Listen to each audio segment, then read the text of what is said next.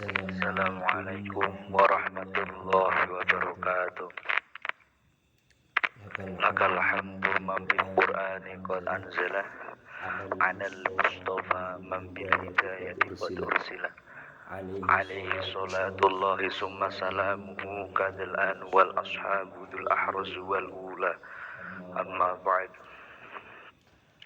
Alhamdulillah, pada kesempatan kali ini saya akan menjelaskan isi dari makalah saya, materi saya dengan judul beberapa mushaf pra-Utsmani. Oke, langsung saja kita masuk ke pembahasan. Pembahasan pertama yaitu tentang mushaf pra-Utsmani. Yang pertama terdapat mushaf Ubay bin Ka'ab. Untuk biografi Ubay, sebelum menjelaskan tentang mushaf Ubay, di sini saya menjelaskan terlebih dahulu tentang biografi dari Ubay bin Ka'ab.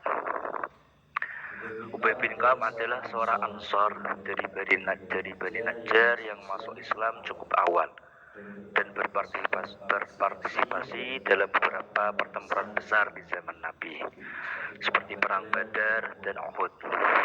Dia adalah salah satu pengumpul wahyu khusus dan salah satu dari 4 sahabat yang direkomendasikan oleh Nabi Muhammad SAW kepada umat Islam untuk belajar Al-Quran darinya.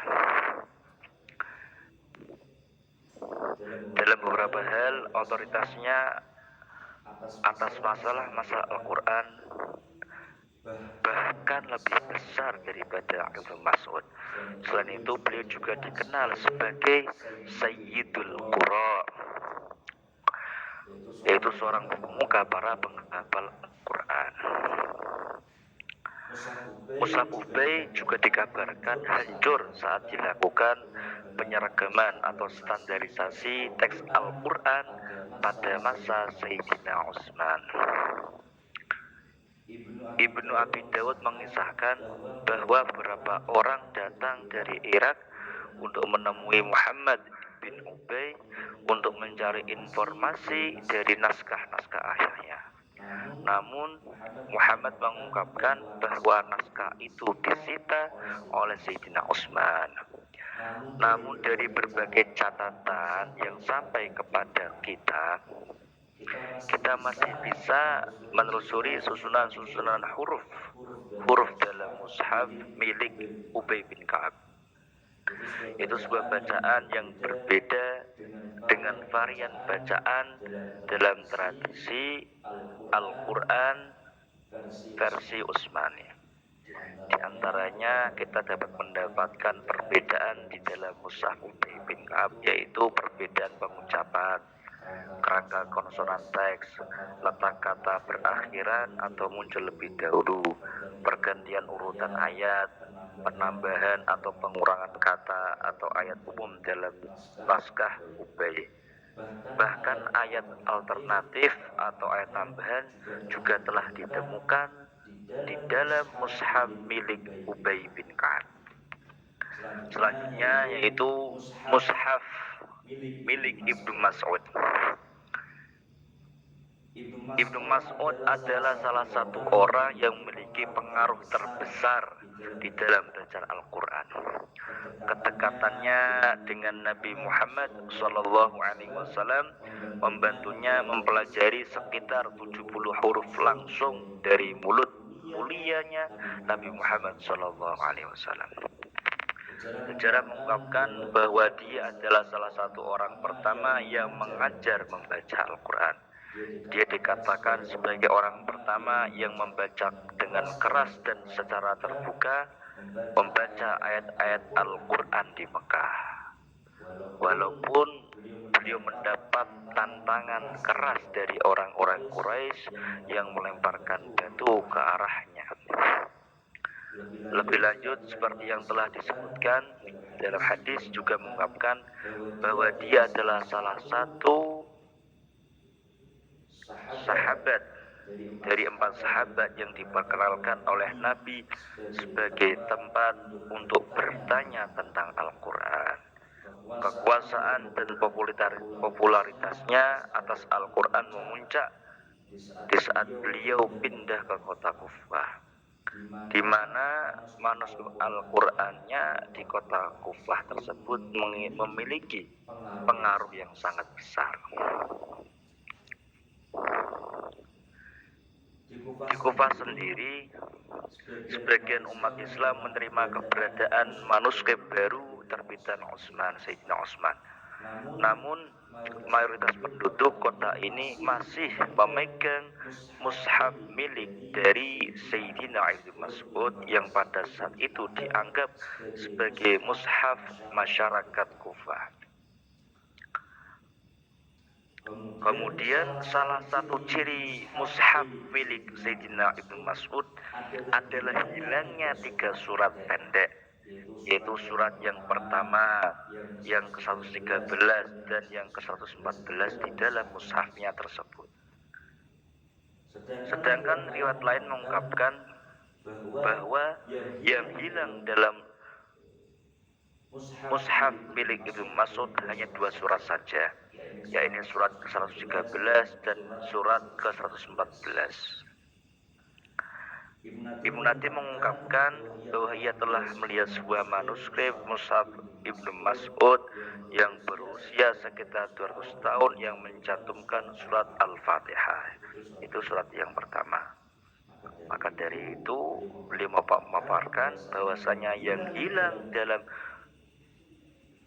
mushaf milik Ibnu Mas'ud hanyalah surat yang ke-113 dan surat yang ke-114.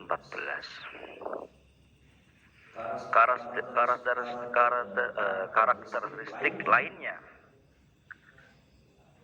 dari mushaf Ibnu Mas'ud terletak pada susunan surat di dalamnya yang berbeda dari mushaf Utsmani.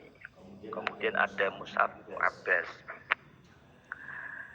Dalam peta perkembangan tafsir Al-Quran di kalangan kaum muslimin, cucu Nabi ini yaitu Ibnu Abbas menempati tempat yang sangat penting. Hal ini terlihat dari fakta bahwa ia menampilkan dirinya sebagai mutarjimul Al-Quran yang terbaik, seorang penerjemah Al-Quran terbaik di masanya. Memiliki pemahaman yang mendalam terkait keilmuan dan bahkan menjadi intelektual umat. Ibnu Abbas menjadi terkenal bukan karena aktivitasnya di bidang politik, melainkan karena ilmu agamanya yang sangat luas, terutama dalam bidang Al-Quran. Dari berbagai kecakapan ini bisa diperkirakan bahwa manuskrip mushaf Al-Quran milik Ibnu Abbas itu akan sama terkenalnya dengan karya-karya mushaf sahabat Nabi lainnya, sebagaimana mushaf milik Ibnu Mas'ud atau mushaf milik Ubay bin Ka'ab. Namun fakta sejarah menunjukkan hal lain.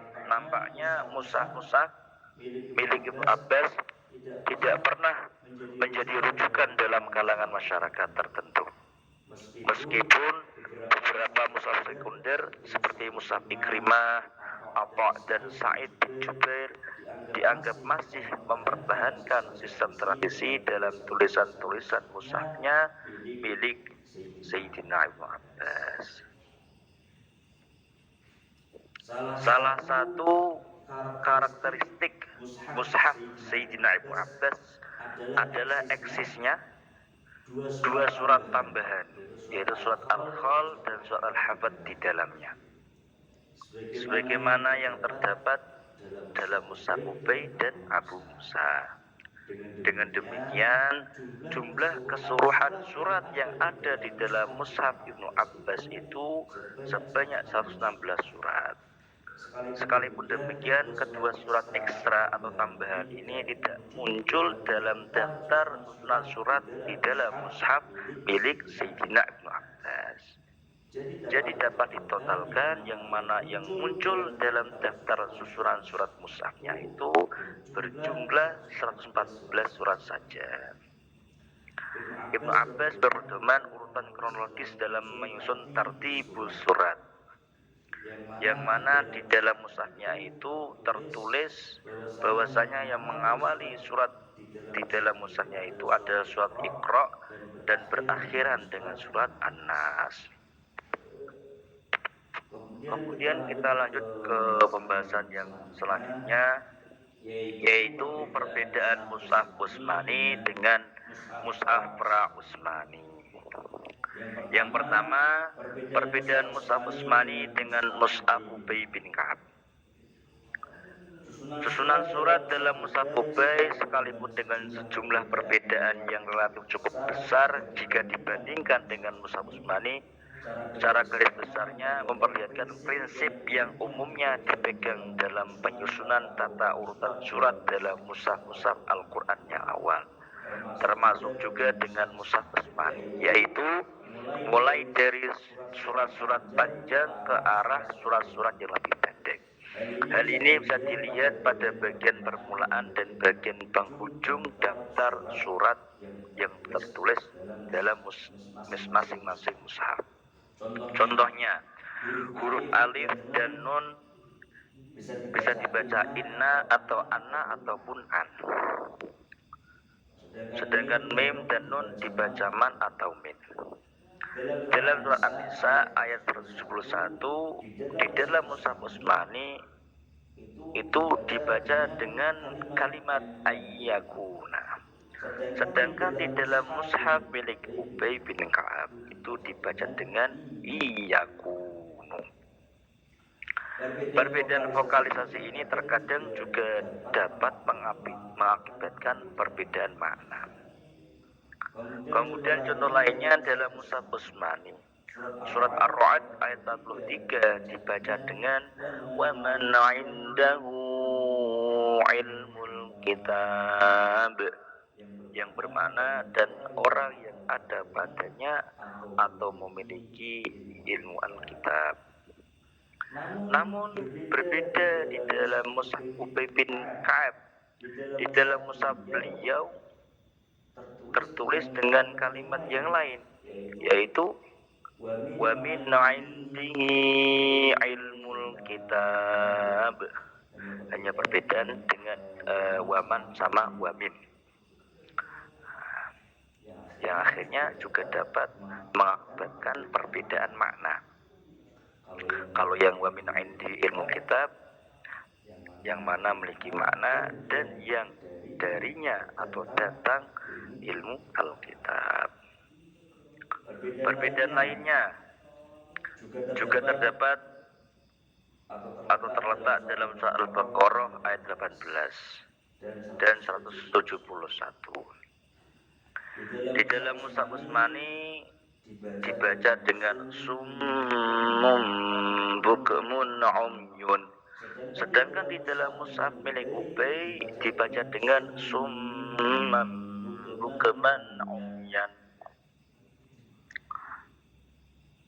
Lalu juga di dalam mushaf Utsmani Al-Fatihah, surah Al-Fatihah ayat 7. Di dalam mushaf Utsmani ini dibaca dengan wanadhdallin. Sedangkan di dalam mushaf milik Ubay dibaca dengan ghairiddallin.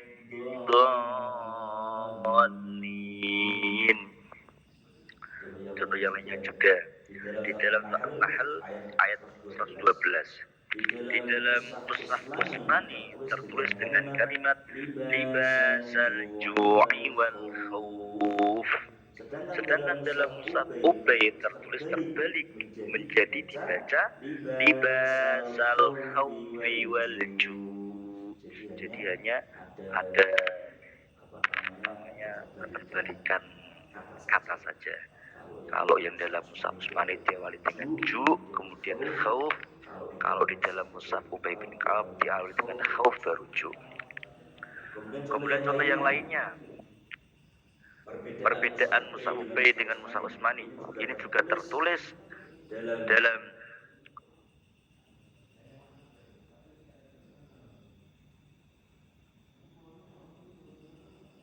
sebuah kata yang mana famastamta'tum bihi minhunna fa'atuhunna ujurahun. Akan tetapi di dalam mushaf Ubay bin Ka'ab itu tertulis dengan famastamta'tum bihi minhunna ila ajalin musamma.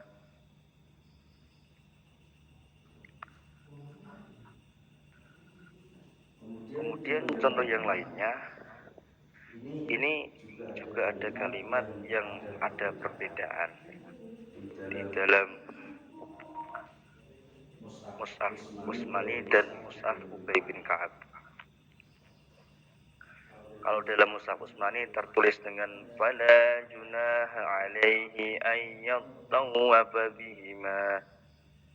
Sedangkan dalam Mushaf Ubay bin Ka'ab tertulis dengan fala junaha alaihi alla yattawwafa bihima.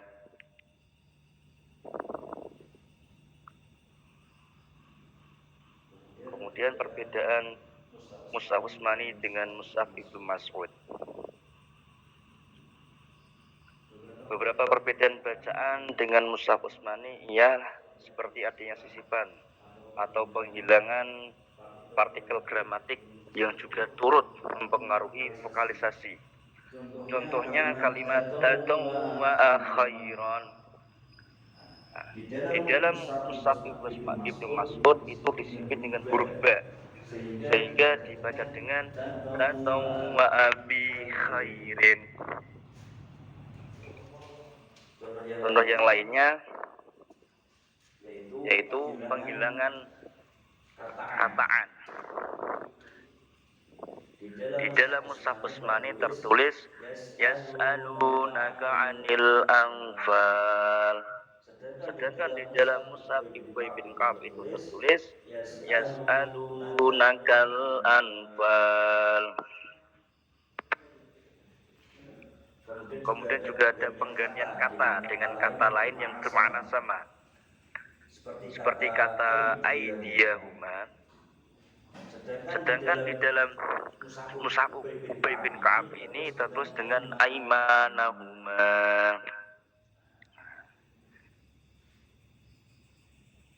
Contoh yang lainnya ada juga yang bermakna lain seperti kata Ilyasa dan Ilyasin.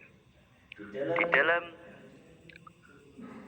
Mushaf Ubay bin Ka'ab itu dibaca dengan idrisa dan idrasin, yang mana keduanya menunjuk kepada nama dua nabi yang berbeda.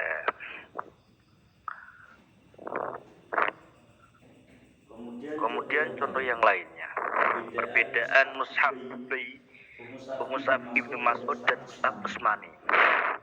Ini yang tertulis dalam makalah saya yang pertama itu contoh dari Mushaf Utsmani, yang mana di dalam Mushaf Utsmani itu tertulis dengan mim baqliha wa qissaiha wa fumiha wa adasiha wa basaliha. Sedangkan di dalam Mushaf Ibnu Mas'ud itu tertulis dengan mim baqliha wa qissaiha wa sumiha wa adasiha wa basaliha. Kemudian contoh yang lainnya di dalam Mushaf Utsmani tertulis dengan wa atimmul hajja wal umrata lillah. Sedangkan di dalam Mushaf Ibnu Mas'ud tertulis dengan kalimat yang berbeda, yaitu wa aqimul hajja wal umrata lil bait.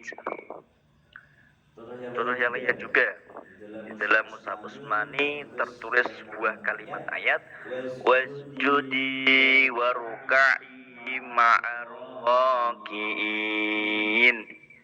Sedangkan di dalam Mushaf Ibnu Mas'ud tertulis dengan kalimat yang berbeda, wasjudi warka'i fis sajidin.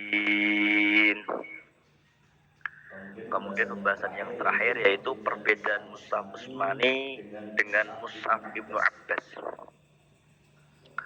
Beberapa perbedaan antara mushafnya milik Ibnu Abbas dengan mushaf Utsmani dicontohkan seperti perbedaan vokalisasi dengan kerangka konsonantal kata yang sama. Seperti dalam surat Al-Fajr ayat 29. Kalau dalam mushaf Utsmani tertulis fi ibadi, sedangkan dalam mushaf Ibnu Abbas tertulis dengan fi abdi. Kemudian perbedaan bacaan sebelah kata dalam bentuk jamak oleh Ibnu Abbas atau sebaliknya. Contohnya yaitu dalam surat Ar-Rum ayat 41. Jikalau di dalam mushaf Utsmani tertulis dengan kata mufrad yaitu al-barri wal bahri, akan tetapi di dalam mushaf milik Ibnu Abbas itu tertulis dengan bentuk jamak yaitu dengan kalimat al-bururi wal buhuri. Terus kemudian kata martalu, kalau di dalam mushaf Ibnu Abbas tertulis dengan kata amtal. Kemudian contoh yang lainnya, perbedaan mushaf Ibnu Abbas dengan mushaf Utsmani. Jikalau di dalam mushaf Utsmani tertulis sebuah ayat seperti laisa alaikum junahun an tabtagu fadlan mir rabbikum. Di dalam mushaf Utsmani tertulis dengan cara seperti itu, akan tetapi di dalam mushaf Ibnu Abbas itu ada penambahan yaitu kalimat fi mawasimil hajj. Laisa alaikum junahun an tabtagu fadlan min rabbikum fi mawasimil hajj. Contoh yang lainnya, kalau di dalam mushaf Utsmani tertulis sebuah ayat innama dzalikumus syaitanu yukhawwifu awliya'ah. Namun berbeda dengan mushaf milik Ibnu Abbas, di dalam mushafnya itu ada penambahan kum yaitu innama dzalikumus syaitanu yukhawwifukum awliya'ah. Jadi ada penambahan di dalam mushaf milik Ibnu Abbas yaitu sebuah kata kum. Kemudian contoh yang terakhir, kalau di dalam mushaf Utsmani itu tertulis sebuah ayat hafizu ala sholawati was sholatil wusta wa qumu lillahi qanitin. Sedangkan di dalam mushaf Ibnu Abbas itu ada perbedaan kata, yang mana kalau dalam mushaf Utsmani tertulis wa qumu lillahi qanitin, kalau di dalam mushaf milik Ibnu Abbas itu tertulis dengan wassalatil asri. Hafizu ala sholawati wassalatil wusta wassalatil asri. Nah, itu mungkin saja yang mana dapat saya jelaskan. Intinya di dalam mushaf Pra-Utsmani dengan mushaf Utsmani itu memiliki perbedaan. Ada yang penambahan, terus juga diganti dengan kata yang lain. Ada yang di dalam mushaf Utsmani ditulis dengan mufrad, terus mushaf Pra-Utsmani terus dengan jamak. Inilah perbedaan dari mushaf-mushaf yang ada sebelum mushaf milik Utsmani. Mungkin itu saja yang bisa saya sampaikan. Kurang lebihnya mohon maaf. Jika ada kekurangan, entah itu tutur kata atau dalam penjelasan saya atau dari makalah saya mohon maaf sebesar-besarnya. Terima kasih. Wallahul muwaffiq ila aqwamit thoriq. Wassalamualaikum warahmatullahi wabarakatuh.